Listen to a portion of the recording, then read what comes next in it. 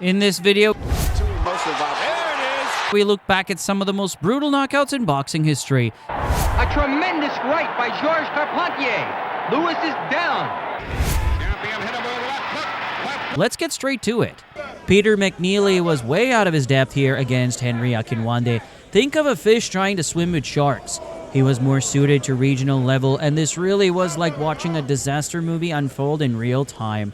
Akinwande's strategy? Classic. Keep the fight at long range and wait for that moment to unleash his thunderous right hand. And when the right hand landed, oh boy.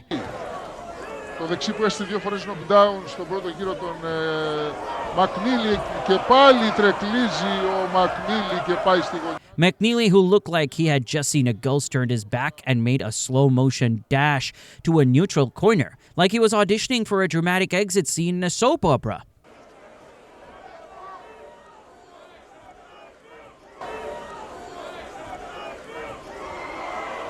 Και άλλο δυνατό δεξί και ένα ακόμη. Ένα θηρίο είναι ο McNeely, όμως ο Akinwande είναι πραγματικά.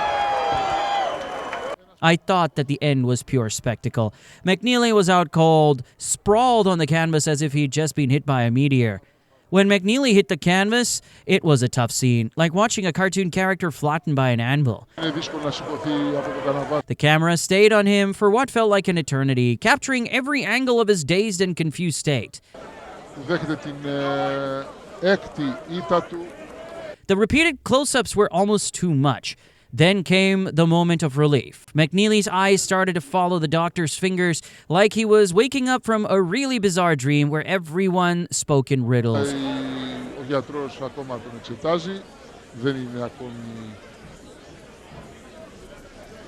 Seeing him begin to come around was a bit like watching someone slowly emerge from a very odd nap. It was comforting to see that he was starting to make sense of the world again. I really felt sorry for him. This was a brutal knockout to take. Στα 36 του παραμένει πολύ μεγάλος πυγμάχος ο Akinwande. Εδώ πως έριξε νοκάουτ τον Peter McNeely. Και 39 νίκες με αυτή που κατέκτησε απέναντι στον Peter McNeely, ο οποίος χαμογελάει τώρα. Πέρασε τα συγχαρητήρια από τον Peter McNeely στον Henry Akinwande. Outside. Will there be unexpected heat generated in the junior middleweight division? Who will be crowned the new welterweight titleist? Stay tuned for another Boxing After Dark. Fernando Vargas and Ross Thompson's fight was more than just a boxing match. It was a grudge match fueled by genuine animosity. At the pre-fight press conference, things boiled over when Thompson bloodied Vargas's lip during a heated scuffle, setting the stage for an intense showdown. The Aztec warrior ferocious, Fernando Vargas. Any unsportsmanlike conduct will cost you points. Touch him up. God bless. Touch. Come here. Come here. Hold. Fernando. Fernando. Fernando. He's refusing to touch gloves with Thompson. Fernando. Come here. Commissioners Come here now. are requiring him to do so. Let's go. There we go. All has been said. This is turning out to be a very interesting fight. When the fight finally took place, Vargas wasted no time in making a statement. Early on, he showcased his sharp boxing skills by landing a crisp 1-2 combination that sent Thompson to the canvas for the first knockout. These are boxing moves. He's too emotional about it. There it is. Puts a left-right combination together just the way you're supposed to. That's Thompson what I goes said he should box. Absolutely right. Thompson was clearly hurt, and the knockdown was a sign of things to come. That was a combination. And Thompson grabs and holds as Vargas does damage along the ropes.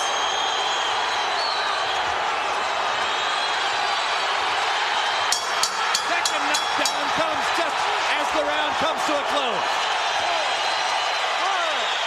Vargas's intensity was on full display, and he unleashed a barrage of punches that overwhelmed Thompson, leading to a second knockdown. Vargas waiting in the neutral corner until he finally goes to his corner. Crowd comes to life. Fernando knocks down Ross Thompson twice in that round. Vargas has yet to go back to his corner, even though the bell rang. The sequence was a textbook example of Vargas's ability to close the distance with his jab and follow up with a powerful right hand. Short punches. I just hope that Vargas doesn't get too excited and do anything that can possibly get him disqualified. Well, he needs to set up with the left and throw the right, and he does it again. And there's the third knockdown of the fight. And Fernando Vargas is buzzing with energy. In the fourth round, Vargas once again demonstrated his effective use of the jab to close the distance. He followed it up with another powerful right hand, resulting in yet another knockdown. He wants him more so. Fernando wants to finish right now. Thompson wants to hold on. Joe Cortez watching closely, and this is going to be it. Fernando Vargas with another fiery ring statement.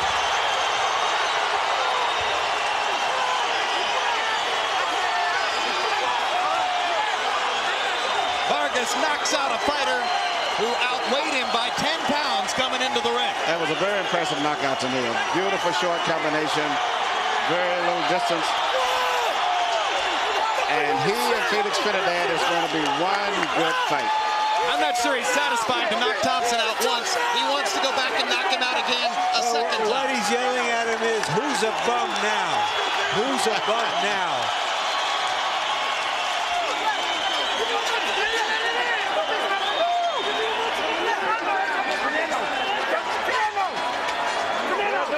All that emotion, all that fire, if you can harness it the right way, Emmanuel.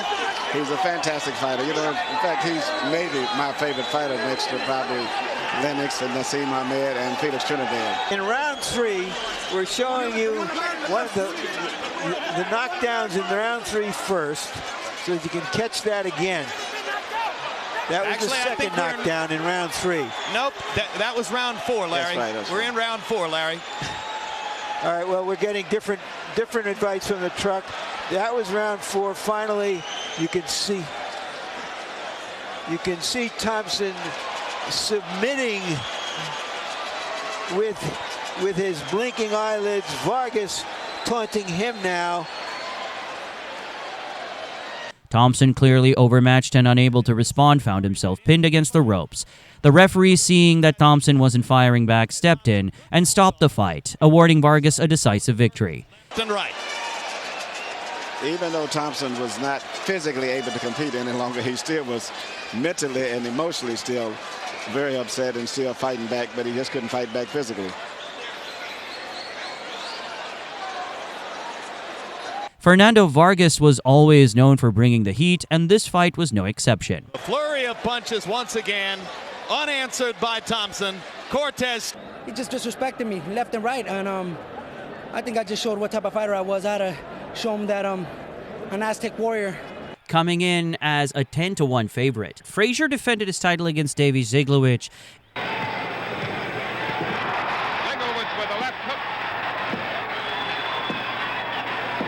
It quickly became clear why Frazier was a 10-1 favorite.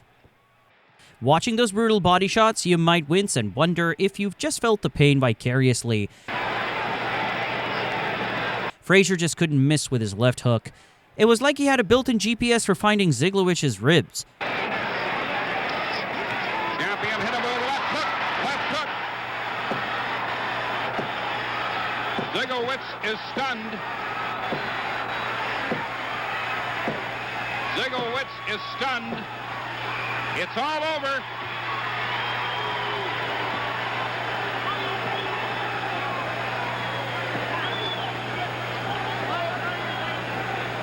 Joe Frazier has knocked out Dave Ziggy Zigglowicz.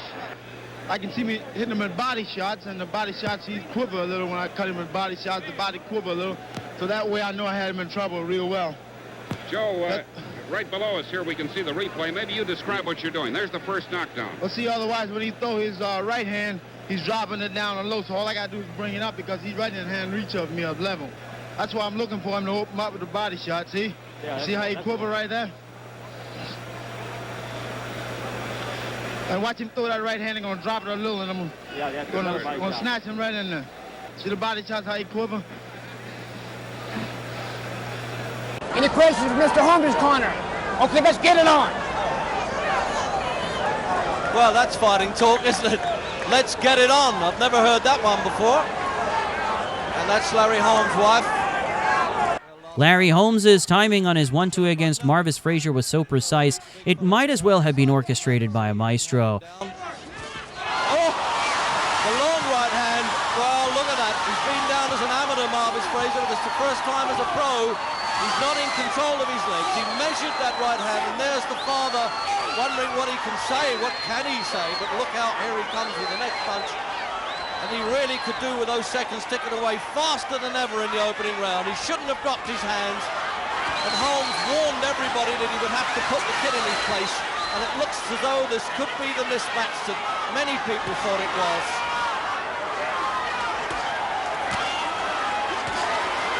Really putting young Frazier in trouble there. Will he get over this first round? The gum shield comes flying out. Mills Lane, the referee, hopefully giving him every chance, but it's all one way now, and he stopped it in the opening round with just a few seconds to go, 3 seconds probably to the end of the first round. There's Holmes' wife, and there's Joe saying to the son, okay kid, I know what that's all about. It's happened to me, but of course never as quickly as that. And there's no doubt that the father's judgment was in serious doubt there, and obviously very wrong, because this is how Holmes said he would have to deal. He said, I was brought up with this kid in the gym. I'm going to get no pleasure out of beating him up. And it looks a very moving moment there between fighters. And considering he got about $2.5 million for that, Holmes, there was a worry, of course, whether Frazier was able to absorb a punch. He once had an operation for a pinched nerve in the neck, which left a hefty scar. He was knocked out as an amateur by James Broad, whom he subsequently defeated as a pro. But really, he took enough punishment in that opening round. In the end, it was a classic display of Holmes' impeccable timing and thunderous right hands. Marvis, trying to channel his legendary father Joe Frazier's relentless style, came in swinging with enthusiasm. Unfortunately, he didn't quite inherit the head movement or dynamism that made Joe a nightmare for opponents. Made an effort to get up. Now here it is, he's measuring it, isn't he? Bang! The full length of the arm before he tagged him on the side of the jaw, and that punch must have gone from chin to boots. Marvis found himself on the canvas looking up at Holmes as if to say, could you give me a minute to rethink my strategy? He's holding the arms too low, right through the middle, really like a lance. It was a devastating right-hand punch.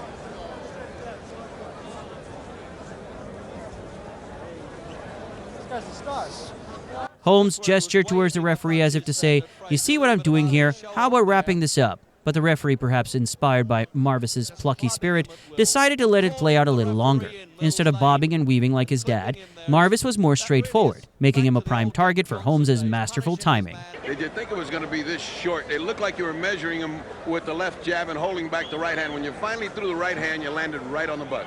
There's nobody can do anything with me now. I'm in the prime of my life. My weight is nice at 219, 220, 223. And I don't have to run from nobody anymore. And I got the power, I got the jab, I have the ability to think, I have the experience. So why should I have to worry about anybody? As far as not worrying about anybody, what are your plans for the future? I know you want another fight, and it doesn't make any difference to you. I'm coming to Miami and hang out with you for a week or so. That would be nice. With my family. And I'm going to sit back and let everything come. But I don't want to go through this. I want a good fight. I don't want to hurt nobody. You know, I'm doing it because it's business. And I don't want to hurt nobody, and I almost did. No, getting somebody out in the first round doesn't hurt anybody. It was a good fight. It's as a wrap-up, I would say that you have shown that you're still there, you're still Larry Holmes, and now we go back to Marv Albert. NBC is a knockout, Marv. Thank you. All right, the champion, Larry Holmes, who turned pro back in 1973, came on slowly, first working as a sparring partner for Muhammad Ali and Joe Frazier, and maintaining his title with the victory here this evening.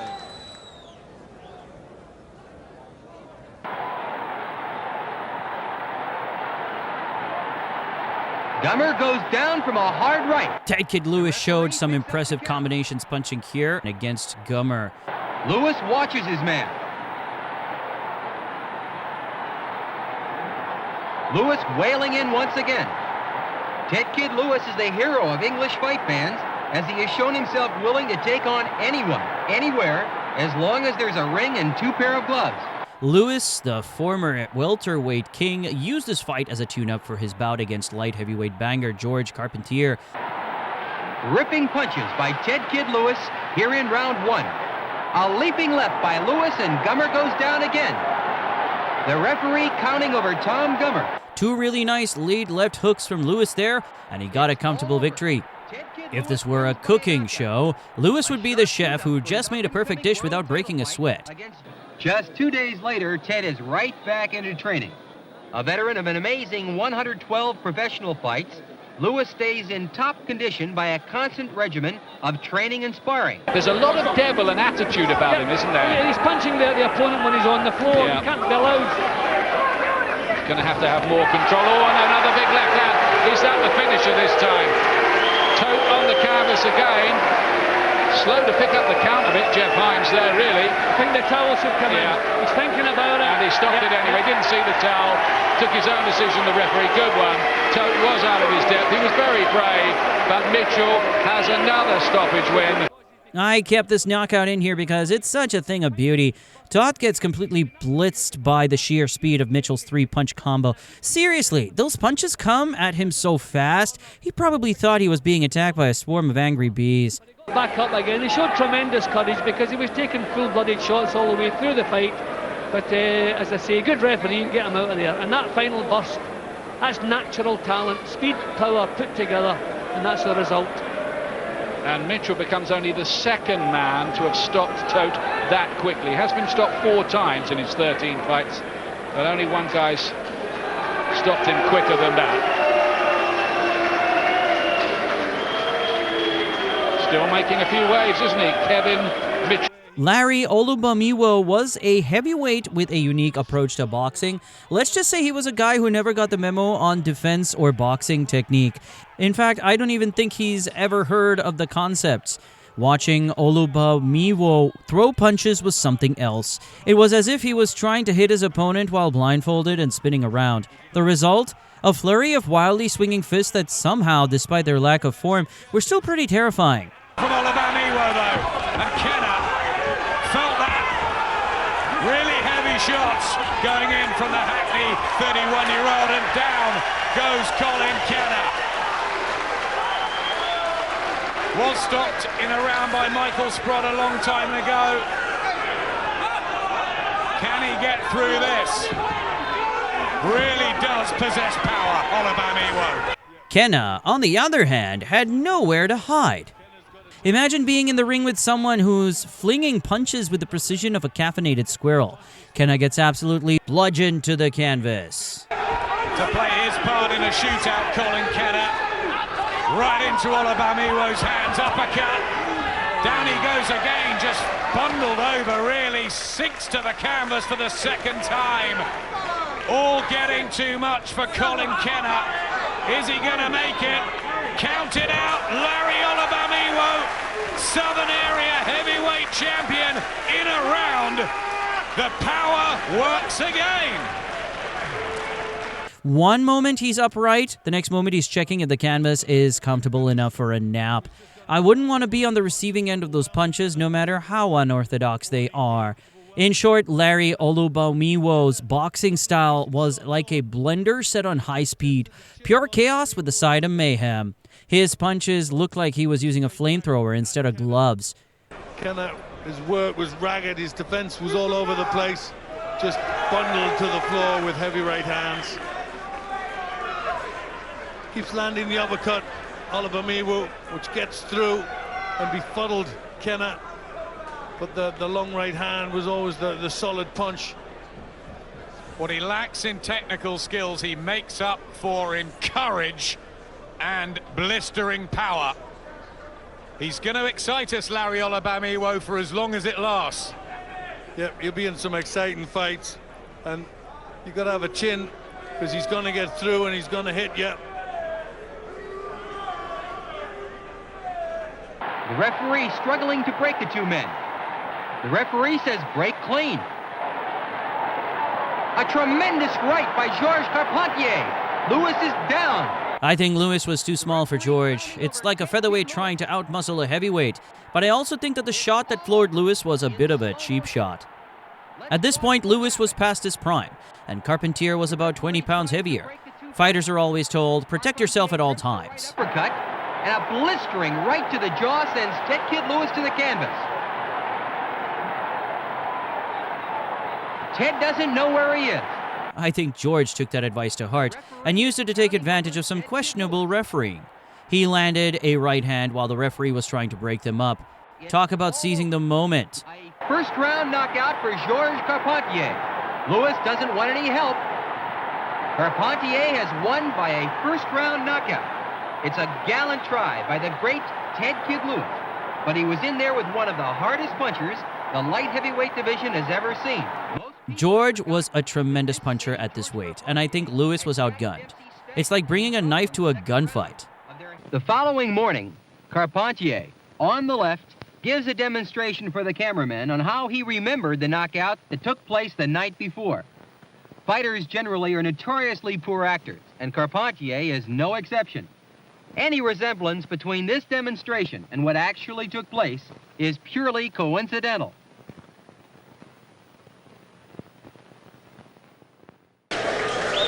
Okay, gentlemen, you both received your pre-fight instructions. I expect a clean break at all times. Good luck to you. Let's shake hands. So we are set to go as you look at Gerald McClellan, a Kronk fighter. He'd like to take this fight into the later rounds if he can. McClellan fast started and knocks it down. I mean, that's fast. Legitimate knockdown, too, it looked like, from what I saw. It was. Well, I got that part right. And another good right hand by McClellan. Against McClellan. McClellan's sharp punches were like a sniper with a vendetta. It's in his 10 wins, so...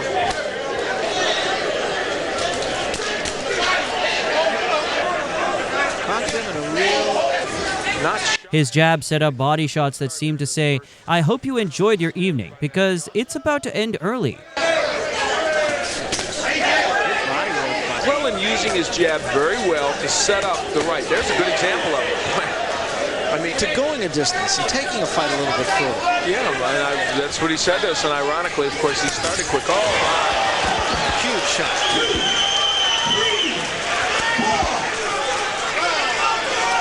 Still hurt.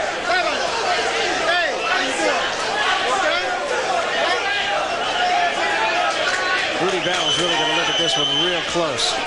And this is not going to be allowed to go too much further. That's it, I believe. That's all. Rudy Battle wisely stops his fight. Pacquiao never did recover from that shot. The opponent was very fortunate not to experience a more dramatic exit. You'll see the left hook will come here, and the right. Good hand speed, and boy, you don't sit down on the right hand any better than Gerald McClellan did. The jab, the hook, but the right hand immediately. Look how quick and compact that right hand was. I don't know that we've ever had a quicker knockdown than this right hand. Off the temple, a little bit of a slip, but I'll tell you what, that was a good right hand that. His feet got tangled up, but he got hit with a punch. He seemed to feel that he had won the fight, and Doreen kept fighting. Juan Manuel Marquez delivered a left hook to the body that was so brutal you could almost feel it through the screen. Off and quit fighting at a certain point. And one thing Peden has going for him here is that Marquez has hit him a lot, but clearly has not been able. Robin clearly felt it too. I mean, that shot must have hurt like nothing else. I had to include this stoppage in the video because what happened next was beyond brutal. It was almost unbelievable. Where's the bucket? Put the bucket. Pendon starts uncontrollably vomiting blood while sitting on his stool after the round, and trust me, it wasn't pretty. They're going to stop the fight as Robbie Peden throws up in his corner. You saw him vomit into the bucket, and you heard Roger Bloodworth say, you can't fight like that. He's sick.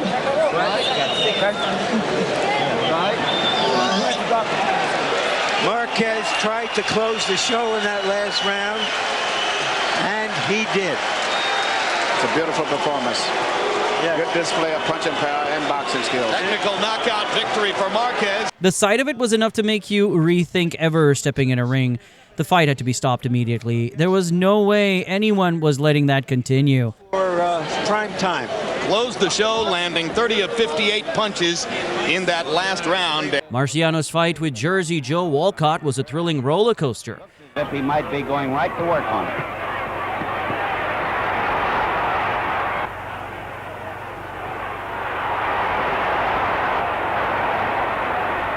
Marciano staggered with a short right. Down from a left hook. Walcott started like he'd been eating dynamite for breakfast, landing a thunderous left hook that had Marciano hitting the canvas. But Rocky's recovery skills were quicker than a caffeinated squirrel, and soon he was back in the fight. Despite Walcott's defensive magic and some sneaky medicine tricks,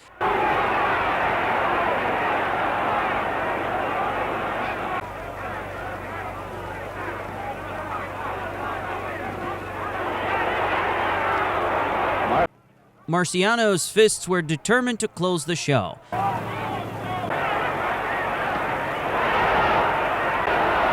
right hand by Marciano. Short right to the chin. One of the best punches Rocky has landed. Walcott plainly is intent on staying away now if he can. There's the right hand, Walcott.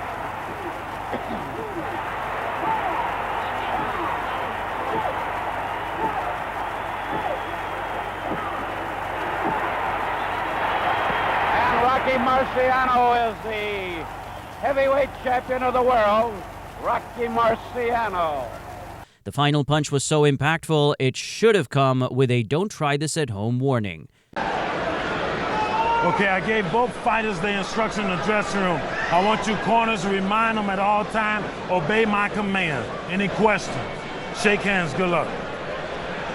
Let's remember that Korean fighters usually are long on will, on stamina, and on courage, but short on technique. In other words, they're game club fighters.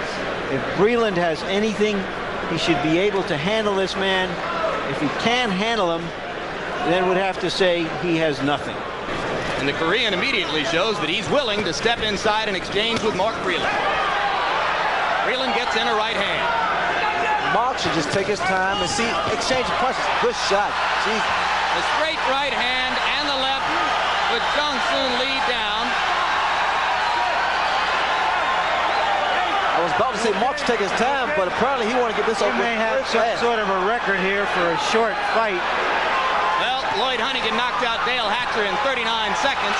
Breland's got a shot at that, and that's it. Well, he didn't get a shot at that. It was about a minute, but Richard Steele stops the bout. Well, as we were saying, Known as perhaps the best amateur fighter that America has ever produced, Mark had tremendous snap on his punches. Notice the crispness of the punches and combinations. It looks like Mark had made an early booking at his favorite restaurant and wanted to get this fight over quickly so he could make it to that dinner. Thought that he could try to overwhelm Breland, but Breland is just too good of a sharpshooter for this kind of a wild attack, and he just walked right into his punches. Well, Mark's like a lot of good fighters. He's never had any trouble with a stationary target, and this man elected to stand in front of Mark and let him punch away. I'd like to point out something from the promoter himself, Main Events, which promotes Breland fights, and this is what they said before the fight, that Lee has a lack of speed, mobility, and punching. Notice the speed of Mark's hands in these replays. I think the Korean fighter doesn't have good head movement. He's like a sitting duck here. This is an artificial championship fight, and Shirley Temple would indeed be a cynic after seeing this. And now for the second time in his career, Mark Breland is the WBA World Welterweight Champion. Some vicious punches right there. You know, I feel real nasty. I just kept hollering. I'm just nasty. I feel nasty, and I knew I had to go out there and get right on top of him.